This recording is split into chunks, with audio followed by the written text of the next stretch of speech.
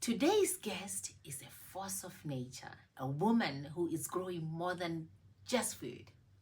She's growing possibility, dignity, and sustainability with her eyes on the African continent. She holds business management and LLB degrees and is the founder of Jwale Corporation, also known as Jwale Farms, a company using aquaponics farming to shorten food supply chains, to fight hunger, and respond to the impact of climate change. But her mission is deeply personal too. She is a neurodiversity advocate and a proud mom to a beautiful daughter with cerebral palsy, a condition that has shaped how she sees the world, how she leads, and how she builds for the future. In today's episode, we'll explore how her role as a mom fuels her innovation in agriculture and in policy, why inclusion must be part of sustainability, and what hope looks like to the neurodiverse children of Africa. Onicca, welcome to Beyond the Box. We are so honored to have you with us today. What a powerful introduction. Thank you so much. I am super humbled to be here, and I'm so happy to get a platform where I can honestly share my story. We are honored. South Africa, listen in. So, how I met you actually, I just got drawn to you, which was so strange because we're at the National Science Week. This is where we are now. We're at the hotel. And the National Science Week of 2025 by the Department of Science and Technology, my colleague and I had stepped away from the exhibition floor to do other important things. And on our way there, we found out it was actually, they were closing. The exhibition was coming to an end. And I said, let me just take a walk. And there I made a walk of a lifetime because I met you, Onicca. And I am so grateful that I came to your stall because you and your husband were picking up, right? Yes, definitely. Yeah, definitely. and yet you have the patience to talk to me about what you guys do. Yes, and just to actually also share a background with that, because he kept on saying everybody's picking up. Should we pick up? And we're like, you know what? We're entrepreneurs, so let's stay the long haul, So we're actually very, very glad that we stayed a little while longer because honestly, bumping into you was something that was so unexpected, and it was so natural, like you said, how you were drawn to us when you came to our stall. We didn't even want to now start packing up, we felt like our day had just started.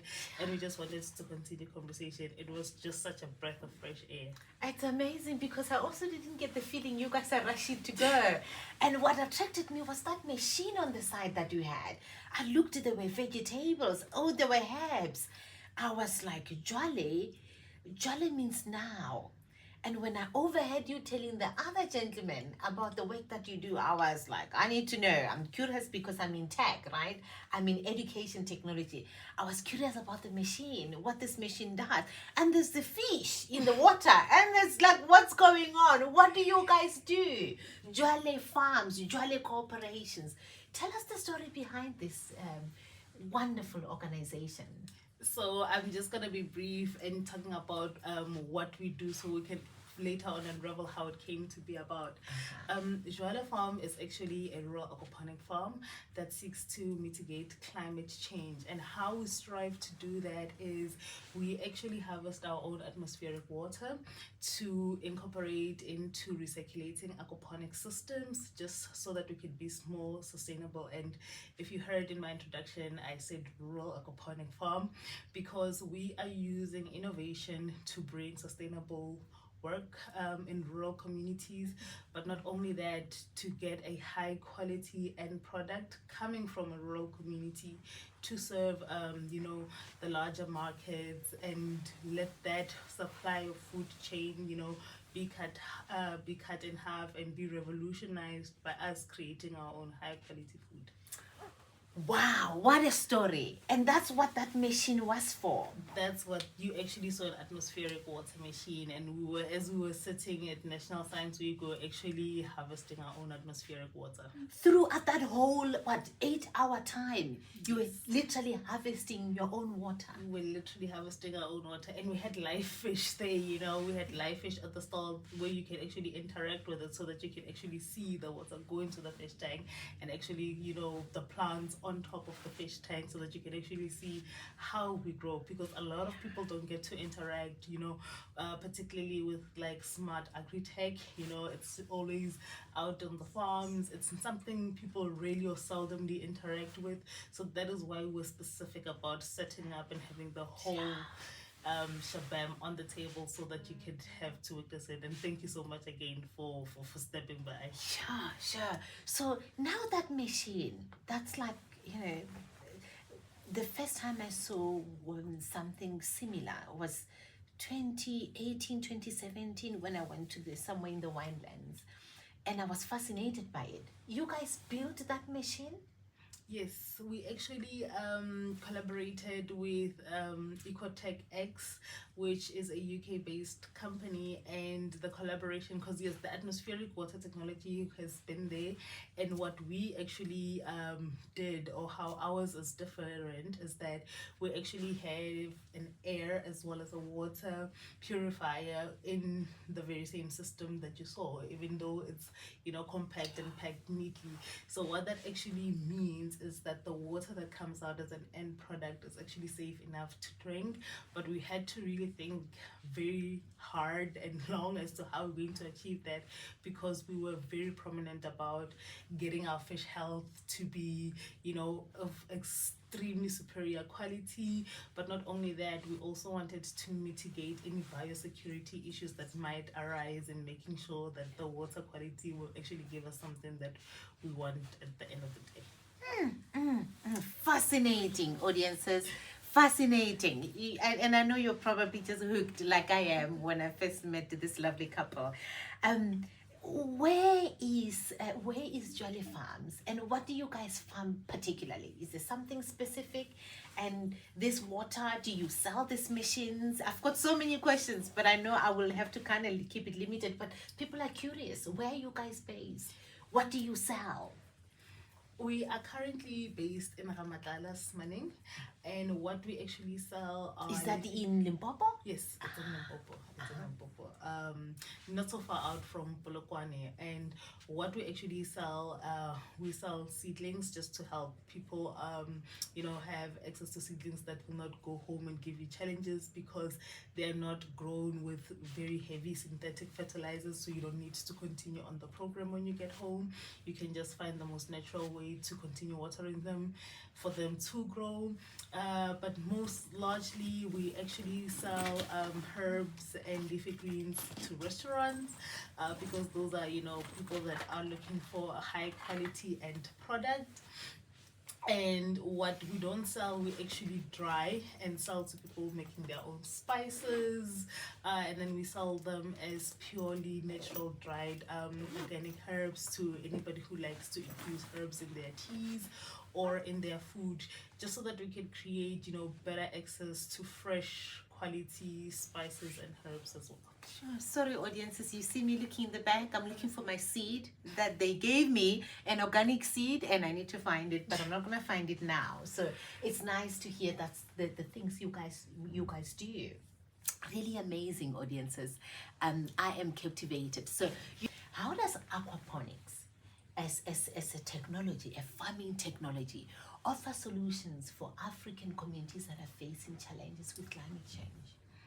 Well, you know, not to give away my age or anything, but back in the days when you used to go to, you know, back, you know, to the homestays and in the rural areas, you know, back to your grandparents, when you came back, you had so many food, like you had whatever was in season, in abundance, you know, stored and preserved, whichever way, using, you know, traditional indigenous knowledge, you know.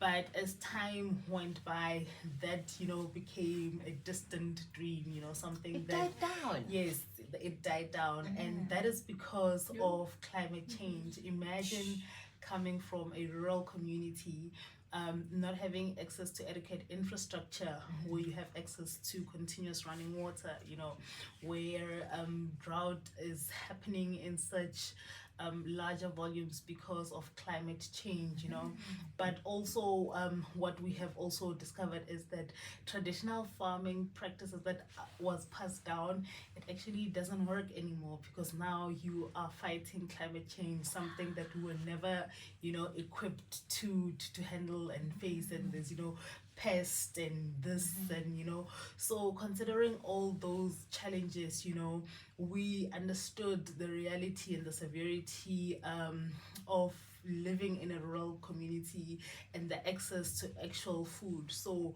for us to actually come about this was for us to ensure food security in and around our communities, and to serve our communities by giving them continuous access to high quality organically farmed produce.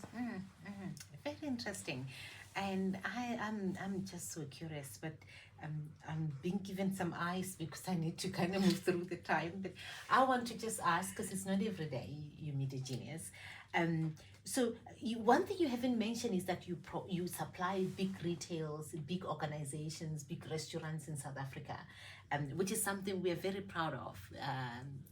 To see a business doing that. I mean, to the likes of Mac and Bean, if I may mention, to the likes of Five Guns, which is big organizations. And so this is really working. Let's talk about your daughter. My beautiful Uyanda. Your lovely Uyanda. I'm curious how much of your success is attributed to the fact that you have Uyanda. And talk to the audience about her. Yes, definitely. So my beautiful, lovely daughter was born on the 26th of June, 2016.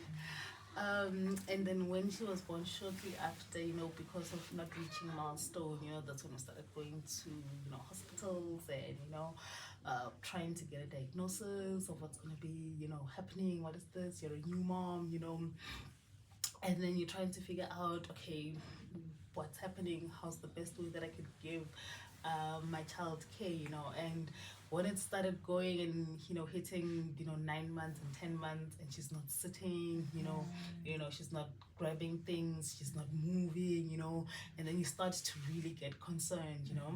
I started losing my focus at work, because now you don't know who to trust with her care.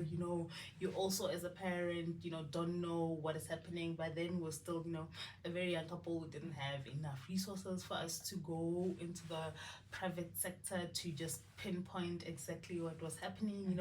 So we just kept on being moved from one clinic to the next hospital. You cannot just walk into the hospital and be like, what is happening? You have to get a referral. And then you go to the clinic and they just tell you, just wait it out.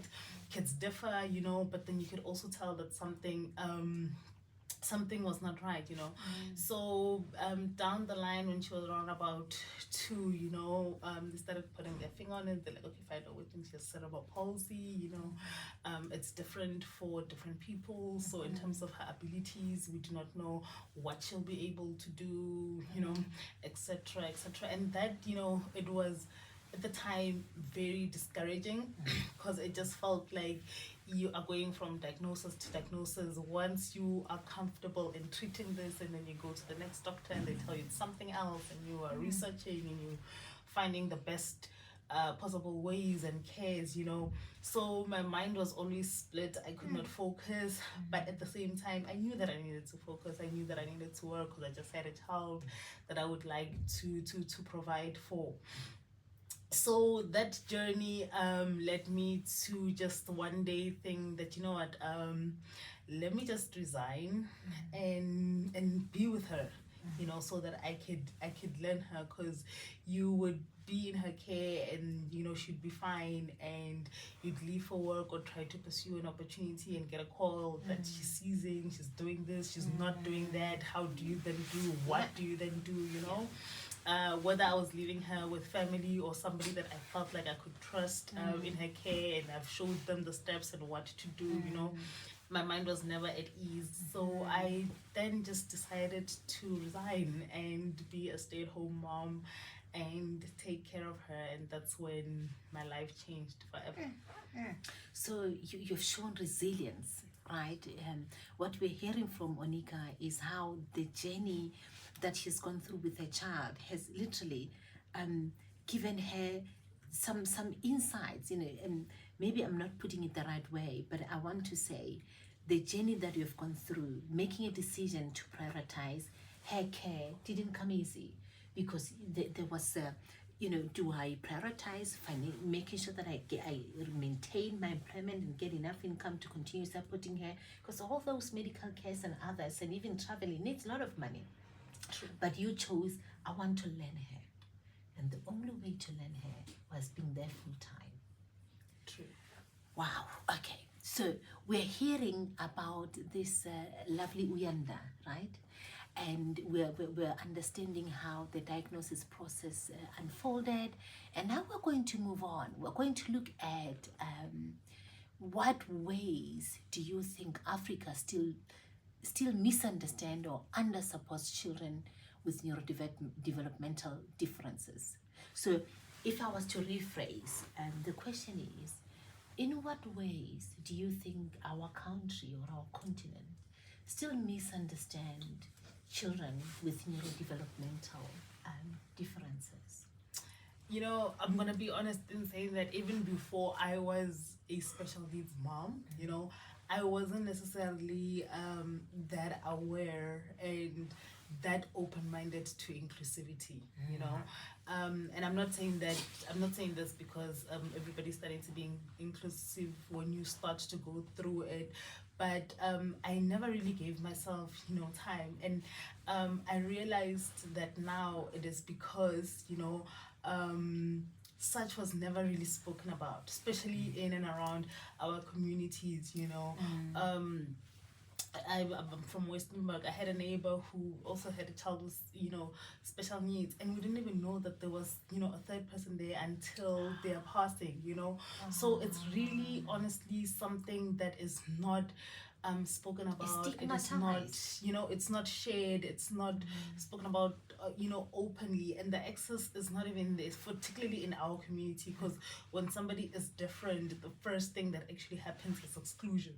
So you never really get a chance of really understanding, you know, what is happening. And you know, that came to be about that. And what I think has to happen, particularly in the African content, you know, we really need to start being honest, you know, from home level, you know, from a school level. Even if you look at school, there's no integration in our schools, you know. Yes. So when our children grow up to not be inclusive, you know, it should not come as a surprise, because those merits were never set up initially, you know, by anyone, you know. I even see it even in family, you know. Most families that maybe have a child with special needs, when they go out to functions or anything like that, they seldomly already bring the child, you know. They'd rather leave the child in the care of somebody else and then grow together as a family, you know. And sometimes it's not even because they're trying to hide the child, it's because really accessibility is not there, to be honest, you know, because then you're thinking, okay, it's going to be such an inconvenience. You know, my child is going to be uncomfortable, you know, and at the same time, you do not want to take the opportunity away from everybody else. So it is something that as communities, you know, we really need to start talking about. So when you told me about the podcast, my first thing was, you know, I didn't even had to think about it. You know, the years just came before I could even open up my mouth. So yeah. Wow, it's so amazing hearing how strongly you feel about the fact that, you know, there has not been access. But from what I'm hearing with what you're saying, things need to change. There's no need to hide our children. You know, we didn't make them that way, right? There's just like, you know, you were born with a certain type of fingers or food, you know, that, or if, you know, that's how you have it. So there's no need to hide our children. And things need to change, especially in this time and age that the schools must start being inclusive. our community, so when we go to family events, they need to be aware that there's other kids that look different and we need to support them. We shouldn't other them, that they are the others. We need to make sure, even parents, I mean, this is something we keep repeating, parents raising those children feel supported, that, you know, bring your child, you know, I know you want to go there and help around. I'm gonna just be sitting here with your child having a conversation or playing a game, right? So those are some of the things that as community members, as families and as relatives, we can do. Remove the shame. But also, you mentioned accessibility, which is something we will unpack at a later stage, and maybe not even today, but that's certainly something we'll unpack. What are the general misconceptions that you have had from people, that people generally have about those who have cerebral palsy? What are the general misconceptions? The general misconception, well, the biggest one is that, you know, this person cannot even be, you know, counted or considered, you know. It's sort of like taking a person and literally putting them in a vegetable space, you know, sort of like writing them out from any opportunities, writing them off from, you know, participation in any kind, shape or form, because it's not the way you know it to be, you know. So it's just, you know, finding out that majority of people perceive people with special needs as unable, as inadequate, as, you know, not smart, and it's very sad to see, because, you know, we live in 2025, you know, that is still the conception that majority of people have around special needs. As you can hear, we need your support now that you know some of the misconceptions that exist in our communities. You have heard what those misconceptions are, and it's your role to participate in busting those myths, because as you've heard from Onicca, those are not always the case. Maybe while we are on this topic, Onicca, what can you share about your daughter that would say these are some of her strengths, some of the good qualities that she has? She has a brilliant smile and a sense of humor. She can laugh at something that, you know, you could look at and think this is actually funny, you know. Yeah. She has a very vibrant sense of humor, and just her love for people, you know. Although she's nonverbal, she can literally walk up to you, and whenever she finds anything interesting, you know, on you, she'd want to share it and experience it with you, like, you know how to be in her care, or you know how to, you know, be around her without necessarily taking to mind that she just met you and she doesn't know you, you know. And that kind of opened up, you know, my eyes to the possibilities and seeing things in a different way, you know. And just to not make reference to the name of the podcast, you know, but it's literally thinking outside of the box that you're told to think outside of. Yeah, you know. exactly. So she has, you know, she perceives the world, you know, like that. Her love for nature, it's actually one of the things that actually made me gravitate so much towards farming and, you know, becoming a homesteader eventually. So she really shaped and changed the way I see the world, you know. And you could see her trying to do things that her siblings are doing, you know. And although she'll do it in her own way, but she'll just be so proud of herself, and she will not limit herself. Even though she knows that I'm going to only run to a certain point and not be tired, she will go out there, she will be with them, she will follow them. And just her resilience, honestly speaking, it's just something that, you know, allows me to never ever give up in whatever I'm pursuing. Wow. So there's much more to a person than a condition or the neurotype that they find themselves in. And as you can hear from Onicca, these are amazing qualities that she appreciates about her daughter. And as you speak, you know, the fact that she's nonverbal, but yet she finds ways to connect and to speak and to communicate with you. And this is something we heard from other experts as well, that there are ways your child communicate with you. And words is not the only way. It's not the only means of communicating. And when you were expressing yourself, I can kind of see the depth of your connection with her, because you're able to connect on a deeper level with in the absence of the words. Definitely true. And you know, she has really taught me that, you know, giving up is not an option, because you know, she doesn't have the choice to look at things and be like, oh, but this is just gonna tire me out and I don't want to do it. This is somebody who the world is telling her, you can't, you're not supposed to. Her body is telling her, not like this, you can't, not in this way. And every day she finds little steps, you know, to go over that and beyond that, you know, and exceed even her own limitation, which has been interesting to see. I mean, she before she started walking at the age of 5, you know. She went she was actually in a wheelchair because we thought she'd never be able to walk, because by the time she was 2 she was not even sitting properly, you know, on her own. But then she went from that to a walker, which I still have. And then from a walker she now, you know, walks independently, although she cannot walk like long distances, but she walks independently, you know. She tries to run, you know. And it has been such a joy to actually see her, you know, like I even remember the first day when she started walking, you know, at 5, like it was yesterday, you know. It was almost as if, you know, somebody just said get up and walk. And you know, the physio and everything else that we were doing, you know, kind of came in together. It was just my proudest moment. And from then on, you know, I just started knowing and continuously feeling that, you know, my child is going to be okay. And we've been taking it one step at a time, and one day at a time ever since then. Wow, that was a mouthful and very insightful. And I'm picking up from what she's saying, that support can do wonders.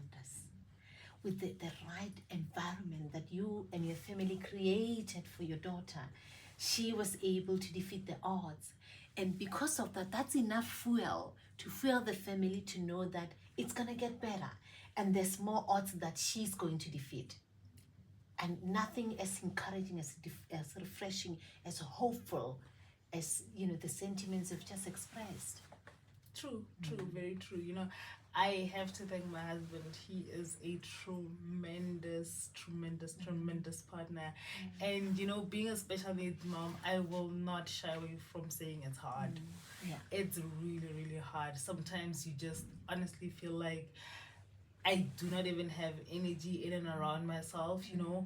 And for him to be able to, you know, pick that up and then take her and, you know, go out with her, it is just such a joy to experience and see. And I encourage anybody who's listening to this, who knows anybody who's got a special needs, you know, child, or living with somebody living with special needs in their home, you know, just, you know, to just give them a break, even if it means sitting with that person for an hour or 2 and just letting them go rest and sleep, because there's so much care that goes around, and so much time that goes around caring for somebody with special needs. And you know, just that 1 hour break, it can really make a world of difference. Onicca has appealed to you, and you know, just part of being a human being means we recognize that you are because you are. And that really should extend in different areas, such as, you know, providing support. That just, you know, I will sit with the baby for a minute, for a few minutes, go sleep. And we want to thank all the husbands and all the partners that are doing what they should, going above and beyond, and being a real true partner in raising a child who is neurodivergent or has special need. We value. Our communities are better because of you. Families are stronger because of partners who show up for one another. So we want to say thank you to Dad and to the husband. So yeah, you and your husband are entrepreneurs, but I like to see you, I'm sure you know, you guys are social entrepreneurs, the work that you do. Not only are you looking after the climate, you're ensuring there's food security in your community. So I'm curious as to whether within the entrepreneurship landscape in South Africa, whether you believe there's enough inclusivity as far as neurodiversity is concerned, but not only through the entrepreneurship space, because you have been an employee before, in the employment sector. Are we seeing enough inclusivity in your view? Well, I'm going to be honest and frank, and I'll say not at all. You know, it doesn't only just, stop there. It even goes even deeper to your field, education, because it starts there. It starts with education and empowering so that we can actually raise, a generation that thinks with inclusivity, you understand? For the most part, inclusivity, it almost feels like an afterthought. It doesn't feel like something that we initially just, start off with to say, okay, how best can we make this work for everybody? Not how best can we make this work and include people with, disabilities. It's how best can we make this work for everybody? And I believe that that is where true accessibility begins, when we think collectively, as a collective. That is where inclusion, the impact of inclusion will be seen and felt, because for anybody designing any building, the first thought is, how can I create a system that will, fit everybody at the same time without having to make it seem like there is an adage, We need to start thinking and designing solutions that are based with that kind of mindset at its core. I believe that that is where true change and true inclusivity will happen, and which is actually very surprising to me, because if you look at, for instance, the highest IQ ever recorded, it's from somebody on the spectrum, and when you start to see and take note of all, those part like Steve Hawkins, and you understand when you take account on with all of that, and you see, possibilities, and you understand exactly you get to see the possibilities that are alive out there, and just like it's the same for everybody. If you do not have access to certain things, those opportunities automatically start falling off, because you'll not be able to practice. So it's the same for everyone. So that is why I'm saying that inclusion really starts when we think like that for everyone at the smallest level and scale. Yeah, this is important, as you can hear. It starts, as you said, with education. Because if you exclude other groups from education, by default, you're saying you're not going to participate in the economy, whether as an entrepreneur or as an employee. And I would like for us to cover what are some of the ways that companies can be inclusive, but also the ecosystem within the entrepreneurship space can be inclusive. But I'm sure that will be a topic for another day. I'm curious what advice you would give. I'm curious, Onicca, what advice you would give to other moms or other parents that have just started on this journey. They've just found out that their child, their daughter, their son is neurodivergent. What advice would you give to them? If I have to be honest, start with you. Okay. Because special need parenting has taught me that you cannot pour from an empty cup. And immediately when you start to control everything out there and you forget your own emotions, things tend to build up, and you tend to start reacting in certain ways that you wouldn't have hoped or liked in certain instances. So really, really start with yourself. That is the best gift that you can give your child, because you can't teach confidence. It's almost sort of like mimicked, because of, you understand, where it's being being drawn inspiration from, So when you work on yourself, you are able to stand up for your child in a way that also gives them confidence, in a way that even if you do not win every battle, but they know what the fight was. They know how, you have given it their all, and that in turn translates to them, giving it their all and finding, innovative ways for them to do things, because as a parent you go with the whole textbook method of wanting things to go this way, and when you deal with yourself first as a parent, it allows you to open up, sort of like a spiritual eye to see the child for who they truly are, and not for who you hoped or wished that they could be, because you would have killed your expectations and you would have dealt with yourself on an internal deeper level, so that you can take whatever is in here that is whole and project it and pour it back into your child, so that they can discover the world on their own merits for themselves. So that is honestly, what I can honestly say has helped me the most. Even we are all parents, your kids, when there's tension, when you're not happy, even when you're trying to do something, they can actually sense that, and that is true. And it's even more true, and it speaks more volume to somebody who actually uses other senses, to communicate with the world around them. Sure, that is so rich. And I'm sensing you have been through this journey. You are a parent who understands herself. You are a parent who's well-centered. And you are a parent who is very self-aware and also very practical in so many ways. So as you have had at home, you cannot pour from an empty cup. I think you've had this from other experts as well. Now you're hearing it from a parent. Take care of you first. And I'm not going to add further on this because you've said a mouthful. I'm hoping you can rewind and watch this again and just listen to those gems of wisdom from somebody who has actually walked the talk. So as we come to a close, I want to say thank you so much, Onicca, for being here. Thank you so much for sharing your story and your journey with us, because we need parents like you who are brave to bring the change, who are brave to get themselves better so that they can be in a better position to parent. Because if we as parents are not well-rounded, if we're not getting hold of ourselves, if we're not understanding ourselves, it becomes inefficient to support the parents. But you are a wonderful example of a mom who is showing up every day for your child. And I like how real you are, that you cannot win every battle, right?